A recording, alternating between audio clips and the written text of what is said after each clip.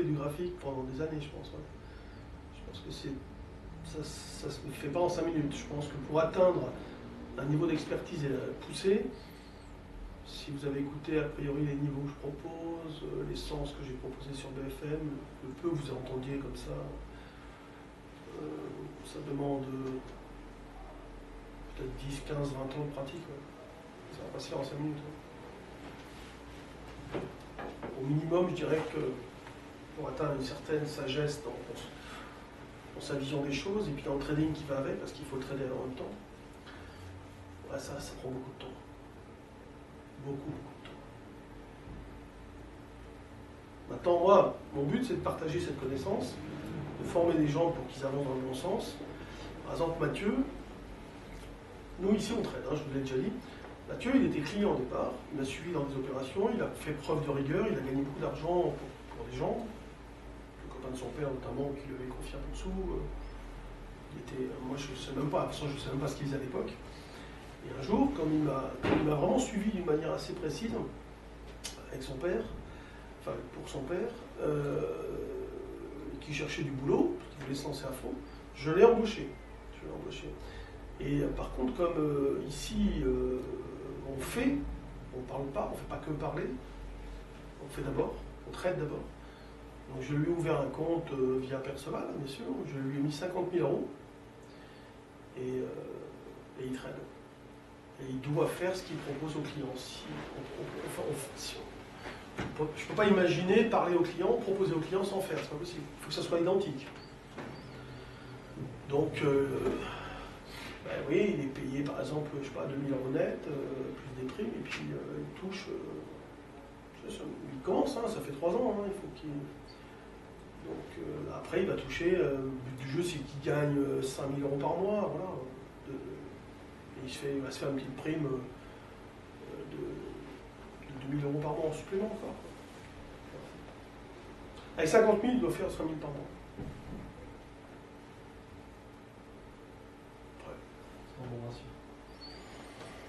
Il y en a qui cherchent à faire beaucoup plus, mais qui peuvent y arriver, d'autres qui ne vont pas y arriver. Moi, je cherchais, étant jeune, hein, je cherchais à faire... moi, j'ai toujours cherché à faire 10 fois la mise dans le mois. Hein. Mais bon, parfois c'était avec succès, parfois c'était avec beaucoup de déconvenus. Après, bon, bah, quand tu commences à décoller un peu, tu as un peu de sous, tu deviens de plus en plus, je dirais... sage, peut-être aussi. Et puis moi, aujourd'hui, c'est step by step, quoi. C'est-à-dire que vous voyez, comme le compte de 20 000, voilà, il a progressé d'une manière linéaire. Hein. Si vous faites abstraction des forts drawdowns, mais qui sont dus à des appels de couverture extrêmement importants, bah, vous avez pratiquement une droite Y égale X plus B, quoi. Enfin, vous avez une progression extrêmement linéaire.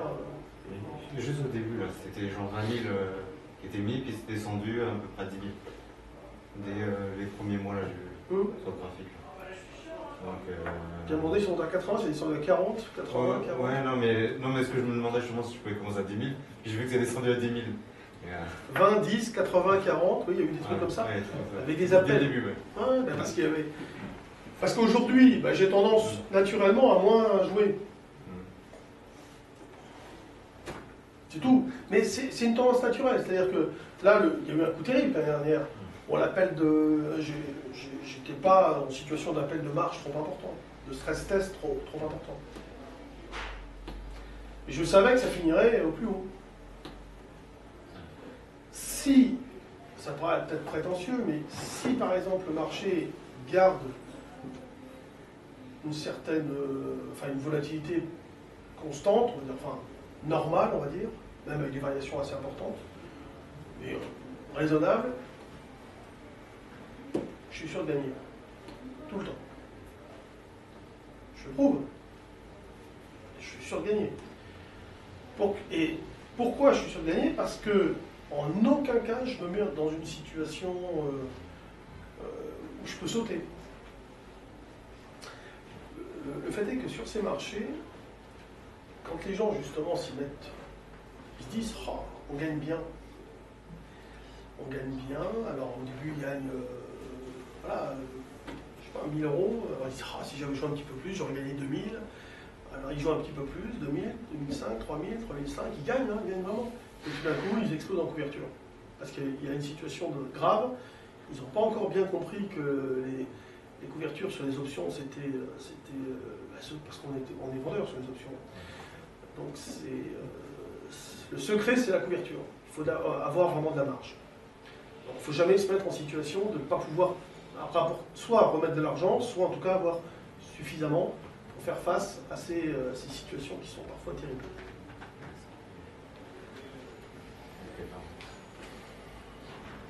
Moi, je l'ai fait, hein, j'en ai fait des conneries, hein, mais là, depuis des années, on se calme. On se calme. Avec l'âge. Après, bon, c'est vrai que quand tu joues avec plusieurs millions d'euros, moi je ne cherche pas à être milliardaire, je cherche à faire des choses, comme une partie d'échecs, à faire des choses bien, à faire des choses proprement. Voilà. L'argent, je l'utilise. Moi, j'ai un train de vie extrêmement modeste, hein, je vous le dis tout de suite. Moi, j'en donne énormément. Et beaucoup. Mes enfants, bien sûr, en priorité, j'en donne. Si je vais voir mon fils au Canada, je préfère voyager normal avec une option pour avoir les jambes allongées, mais je pars pas en first à 15 000, je préfère lui arriver et puis lui donner 10 000 euros. Par exemple.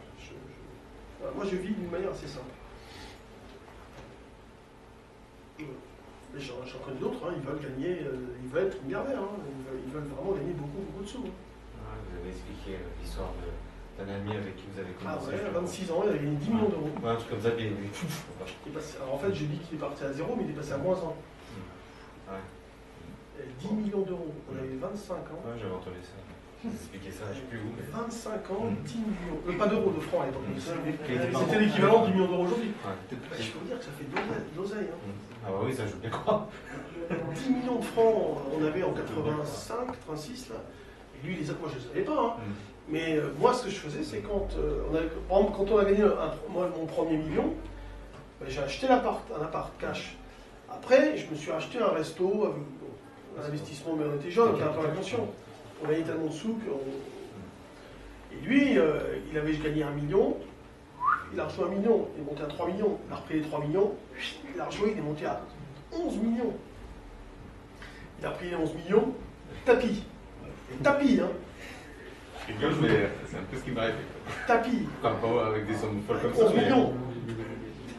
Dans l'idée, mais c'était pas.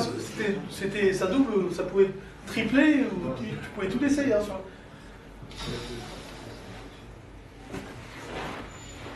On était inconscient. Moi-même, j'avais tout fait pour l'empêcher. Je lui disais, je crois que tu déconnes. Mais malgré tout, il y avait ce côté un peu inconscient. Parce que quand tu es à 25 ans, tu peux pas. Ben voilà, tu n'es pas comme quand tu as 30 ans, 35 ans, ou 50, 45, ou 50 comme aujourd'hui. Moi j'ai 50 ans, 52. Je suis grand-père maintenant, depuis un mois. Donc tu changes dans ta vie, tu changes. Mais c'est vrai que. Ah ouais, non, mais j'en ai vu d'autres, hein. J'en ai vu des vertes épanouies sur le marché, vous ne pouvez pas imaginer. Vous ne pouvez pas imaginer. Je pourrais vous en raconter pendant des jours, des nuits, des semaines, sans m'arrêter. Ça sert aussi à comprendre la psychologie des marchés, ça. Je pense que d'avoir eu la chance, comme moi, d'avoir vécu la bourse, en étant présent sur les pics de cotation, en ayant vécu des scènes un petit peu comme dans un fauteuil pour deux, là, quand Eddie Murphy se retrouve à gagner sur l'orange, moi je me suis trouvé à cette situation où c'est grisant, mais à un point tel que c'est... Bonjour. Quand tu es grisé comme ça, tu as l'émotion qui te submerge et que tu gagnes, ça te met dans les états extraordinaires. Tangenter la catastrophe aussi, ça te met dans des états terribles. Tu as mal à l'estomac, du coup à 50 balais, tu as des douleurs d'estomac. Je l'ai fait. Il y a des moments où je dormais pas beaucoup. Hein. Je prenais des risques énormes. Hein. Après, tu te calmes. Puis tu te dis, bon, après tout, qu'est-ce que je m'emmerde à vouloir faire 10 fois la mise alors que tous les mois, je peux gagner bien. D'une manière pratiquement quasi certaine. Parce que je m'emmerdais à jouer. Et pourtant, je suis pas du tout joueur. Hein. Moi, je suis pas du tout joueur de casino et tout. Je vous dis, quand je vous dis que je suis joueur d'échecs, je suis pas du tout joueur de casino. Donc, j'ai toujours su m'arrêter aussi, de maîtriser quand même. En 87, j'ai su liquider. Il ne me restait plus grand-chose. Par contre, j'ai attendu mon heure. Tous les jours, j'attendais. C'est tout un travail psychologique après. Hein, pour attendre le coup. C'est ce que je suis en train de faire en ce moment. C'est exactement ce que je suis en train de faire. Comme je me suis complètement rincé, j'attends un peu le coup pour placer sur les marchés ce qui me reste. Et avec un truc avec effet de levier, je me dis. Est-ce que nous sommes dans... Mais je sais pas, c'est la bonne période. Est-ce que nous sommes dans les marchés de coup? Je sais pas, je crois. À l'époque, on l'était, parce que bon, moi je croyais. Enfin, les gens pensaient que la bourse était foutue pour 15 ans, mais bon, moi j'avais pas ce sentiment, mais bon, j'étais quand même assez. Vous savez, c'est typiquement à cette époque-là, justement, tiens, à l'époque où mon copain, comme ça, avait gagné 10 millions, c'est un moment crucial où tu crois savoir et que tu n'as pas encore la sagesse de te rendre compte que tu es à l'aube de bientôt deviner et comprendre ce qui te reste à apprendre. Combien je vois des gens qui font de la bourse depuis 2-3 ans, qui pensent savoir beaucoup de choses, bien sûr qu'ils savent des choses, et qui ne sont pas du tout conscients de ce qu'il leur reste à apprendre, mais pas du tout. Et qui portent des jugements du coup sur moi, sur d'autres, sur des situations, mais ils sont complètement côté de la plaque. Moi je ne dis rien. Tu ne me verras jamais parler sur un forum, tu ne me verras jamais. Je dis rien. C'est tellement loin de la réalité que je préfère ne rien dire. Y compris sur des gens qui passent sur BFM. Qui sont. Je me dis, mais putain, c'est pas possible. Ils n'ont jamais fait de dans leur vie, quoi. Moi, je peux avec ça. Je sais pas, vous entendez bien des gens qui. Il y a un peu de tout. Qui racontent un peu n'importe quoi. Enfin, je sais pas, il y en a, mais les journalistes, bah, au départ, c'est pas évident. Ils n'ont pas fait des formations bourse non plus. Hein. Parfois, ça vaut le. C'est assez exceptionnel. Je sais pas, il y en a un, il fait pas mal de l'IMAT, là, c'est. Le mardi, là. De la Marche. Monsieur de la Marche, c'est ça? Olivier de la Marche. Olivier de la Marche. Ouais, mais lui, il joue la macro, lui. Ah, lui, il est terrible, hein. C'est la macroéconomique de fond, lui. Il est terrible, lui. Ah. Je l'ai entendu 2 ou 3 fois, j'ai été assez étonné.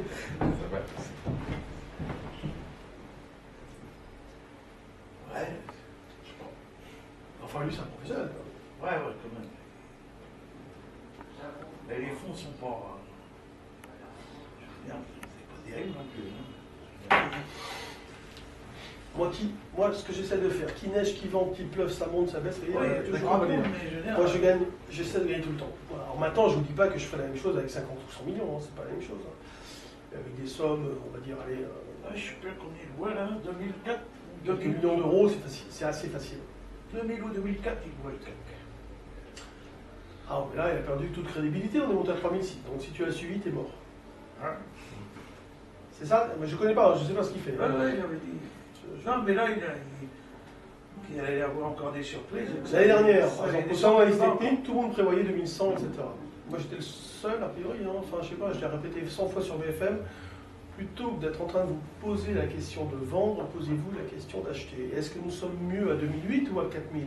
Ça veut dire, est-ce qu'on était bien à 4000 alors qu'on allait perdre 1500 points, ou est-ce qu'on est bien aujourd'hui à 2008 parce qu'on va en gagner peut-être... moi j'avais fixé un objectif de rebond à 3450 pour le premier trimestre. Voilà. Bref, résultat des courses, mon compte est au plus haut historique et mes comptes sont au plus haut historique. Ça se traduit dans les faits. Après, il y a blabla, il y a blabla, il y a blabla, tout ce qu'on peut raconter. Après tout, ce qui compte, c'est le résultat. En bas à droite, j'ai fait une année record. Voilà. Record. À tous les niveaux. Il suffit de regarder les chiffres. Hein. Ils vont être publiés. Hein. Voilà. Et vous pensez que 3600 points, c'est le point haut de l'année sur le CAC ou ça peut être... Ça faisait partie d'un scénario extrêmement probable. Ouais. On peut y retourner sur une phase très positive. J'allais dire, on peut aller chercher 3150. 3006, 3150. On a fait une fois 3006, pourquoi pas en octobre, on sera peut-être... On ira chercher 3150, c'est possible. 3650 Ouais, c'était la zone... Je pense qu'on va rester super hésitant. Par contre, J'avais fait l'impasse sur une forte baisse, pour l'instant, ça va, on est dans les clous. Par contre, je suis toujours vendeur. Hein. Moi, je crois que sur BFM, je suis clair, j'essaie de vous le dire. Bon, je vous dis, je ne peux pas rentrer en détail de tout, mais je vous ai dit 3280-90. À un moment donné, Giovanni, tout le monde était acheté. Ils ont dit j'achète, je vise ça. À chaque fois, je reprenais la parole derrière. Moi, voilà, je suis vendeur. Point. Point barre. Alors après, tu dis que tu es vendeur, mais il faut que tu proposes un niveau de retournement de tendance. Voilà, c'est tout. Hein. Et justement, le fait de donner vos points tous les jours sur BFM, etc., c'est intéressant, ça permet déjà de voir avec quoi vous travaillez, etc. En fait, c'est quoi, en supplément, que vous donnez lors des formations de plus concret? C'est la manière de fixer les seuils, par exemple, la manière de calculer les supports, les stages de formation, ils durent à peu près 3 jours. Et à la fin, les gens n'ont pas tout compris. Et c'est pour ça que je les refais faire gratuitement. Alors là, en 5 secondes, c'est difficile. Non, il y a beaucoup de choses qu'on voit, beaucoup de choses. Ben, beaucoup de signaux, beaucoup de techniques, beaucoup de logique, beaucoup de choses. Pas comment on trouve les points, c'est impossible. Pourquoi? Parce que ça réclame des connaissances que de toute façon les gens n'ont pas. Donc je leur dis écoutez, commencez par acquérir toutes ces connaissances. Moi je suis prêt à vous les enseigner, s'il y en a d'autres pour aller voir les autres, ça ne me dérange pas. Vous allez voir qui vous voulez. Je vais chercher personne, je vous l'ai déjà dit. Ça ne me dérange pas. Allez voir, il y en a d'autres qui font la formation. Allez voir la différence. Regardez s'ils font des trucs comme je fais moi, pour tout bien, la transparence. Allez voir des clients. Moi, rien ne me dérange. Je suis sûr de ce que je fais. Après, à vous de faire votre idée. Mais il faut acquérir beaucoup de connaissances avant de pouvoir vraiment justement trouver les niveaux. Enfin, on va résumer en disant, avant d'atteindre l'expertise dans l'analyse chartiste, ça prend du temps. Et je vous dis, c'est exactement comme si vous essayez de décrypter un message dans un tableau, et puis les spécialistes vont vous dire, ah ben là, c'est caractéristique de l'école, machin, parce que regarde, justement, il y a ça qui fait que ça renvoie à telle idée. Bon, ben voilà. Moi, si je regarde un graphique de bourse, ça me renvoie tout de suite quelque chose. Ça me parle, ça me donne clairement un message. Voilà. Mais je vous dis, hein, pour lire ce message, ça ne se fait pas en 15 jours. De toute façon, il faut des mois et des mois et des mois et des années et des années. Ça ne veut pas dire pendant ce temps, tu fais rien, au contraire. Je sais pas, donc là, c'est-à-dire que tu as vu Marie sur TF1, Marie est arrivée, elle connaissait que dalle. Hein. Rien. Elle avait fait un stage de formation avec un concurrent, que je ne vous dirai pas. Et elle a failli arrêter en disant, mais c'est quoi ce monde d'escrocs? Et puis, comme j'avais gagné les championnats de trading, elle est venue me voir, par hasard. J'ai dit, bon, peut-être qu'il est moins nul que les autres. Elle avait vraiment cette impression-là. Et ça a accroché, Et puis comme elle est très sérieuse, très rigoureuse, elle ne veut pas être milliardaire, pas parce qu'elle l'est déjà, mais parce que simplement parce qu'elle veut. Elle n'est pas, je rigole, mais tout simplement parce qu'elle veut faire des choses bien, comme moi, comme d'autres, hein, il y en a plein. Voilà, gagner quelques centaines d'euros par jour, hein, ça peut être suffisant. Pour rajouter un petit zéro derrière. Mais...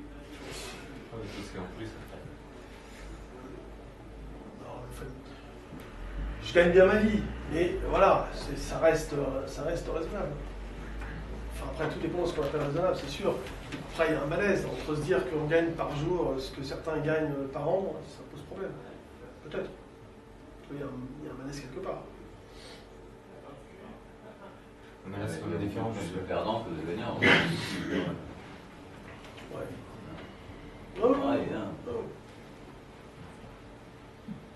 Et on joue son argent quand même, donc c'est quand même...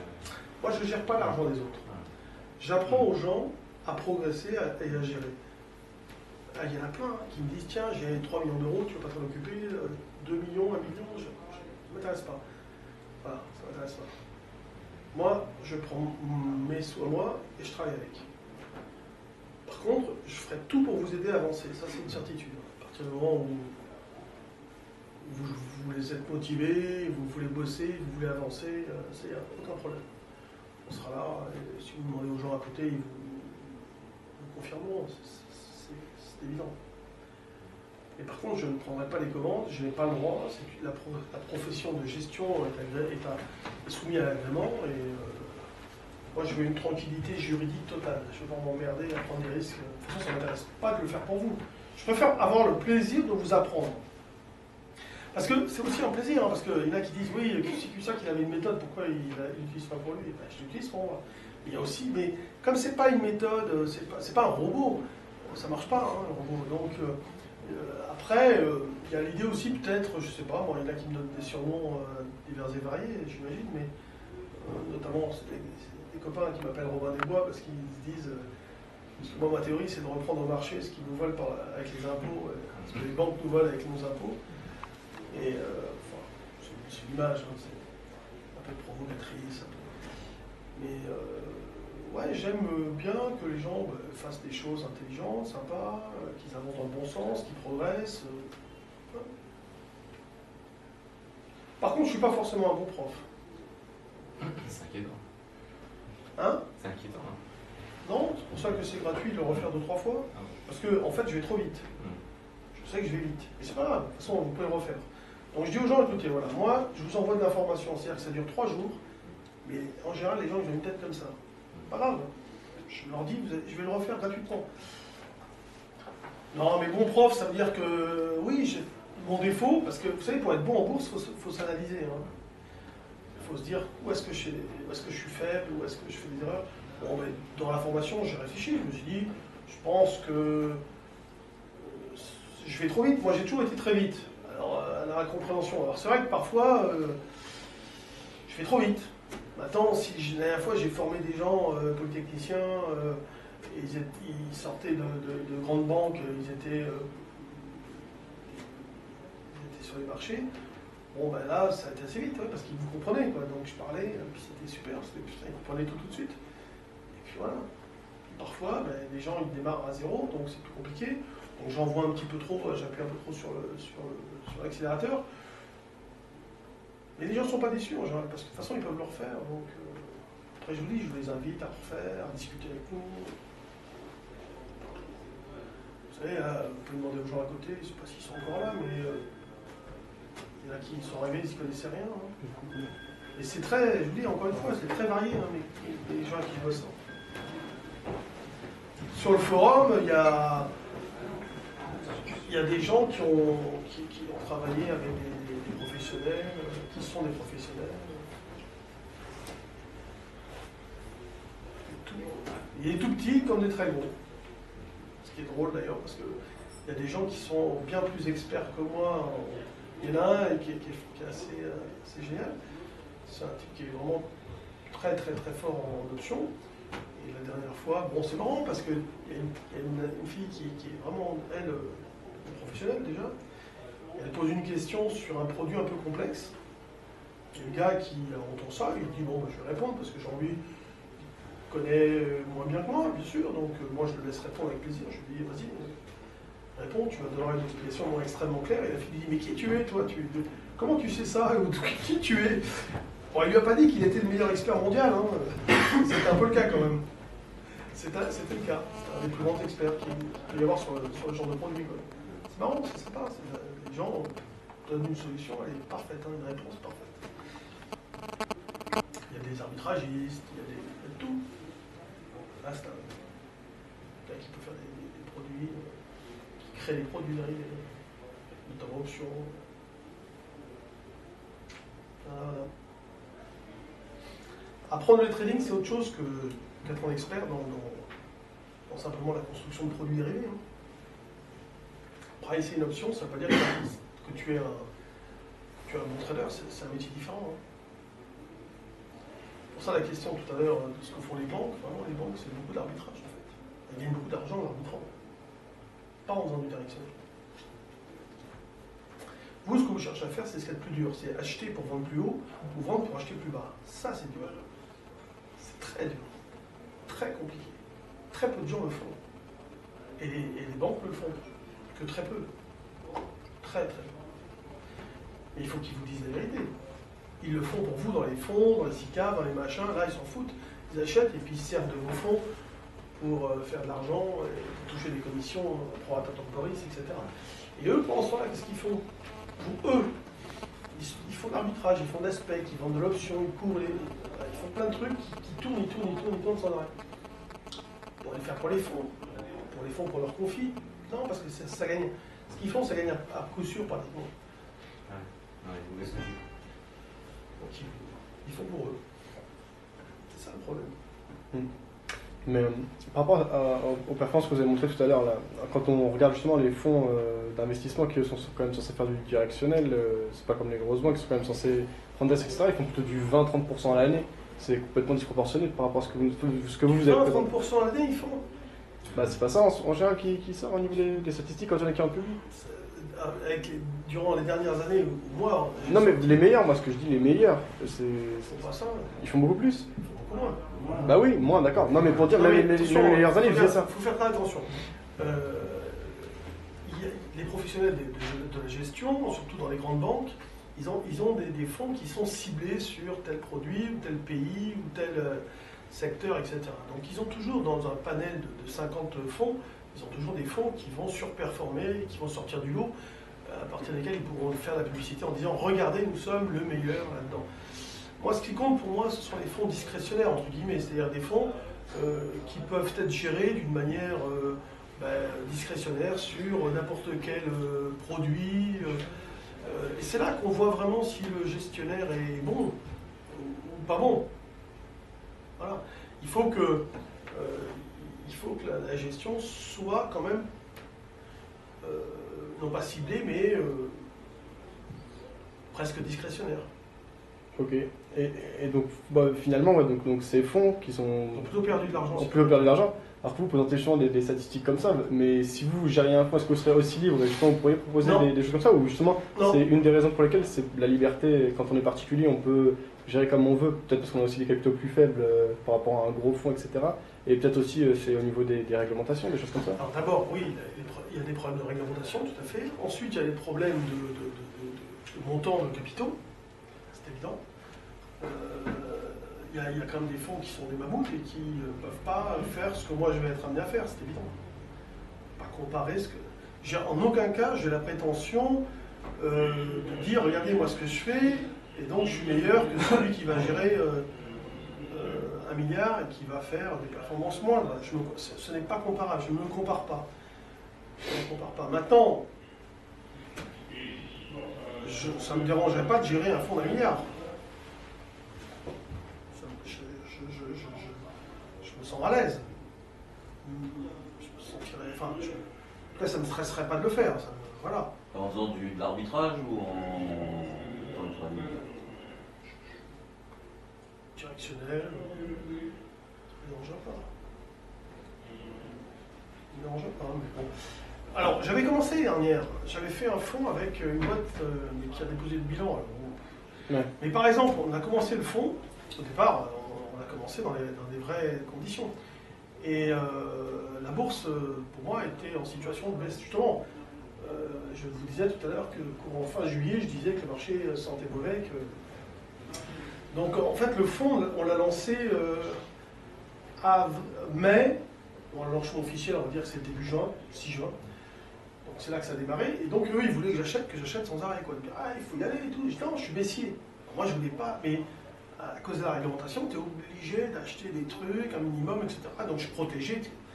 Et donc j'étais baissier sur le marché. C'est un fonds, comment ils disent, UCITS 5, là, avec réglementation AMF et tout. Et donc la bourse s'est cassée la figure de 30%. Et moi j'ai fait 0.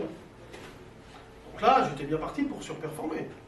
Parce que j'ai fait une surperformance maximum. Pratiquement maximum, on va dire. Et puis après, comme ils étaient en pleine faillite, j'ai compris assez rapidement, donc j'ai rien pu faire, sans que j'avais pas les moyens de faire ce que je voulais. Donc petit à petit, on a stoppé, j'ai fermé le fonds et j'ai dit aux clients, prenez vos sous. Comme ça. Je suis tombé sur des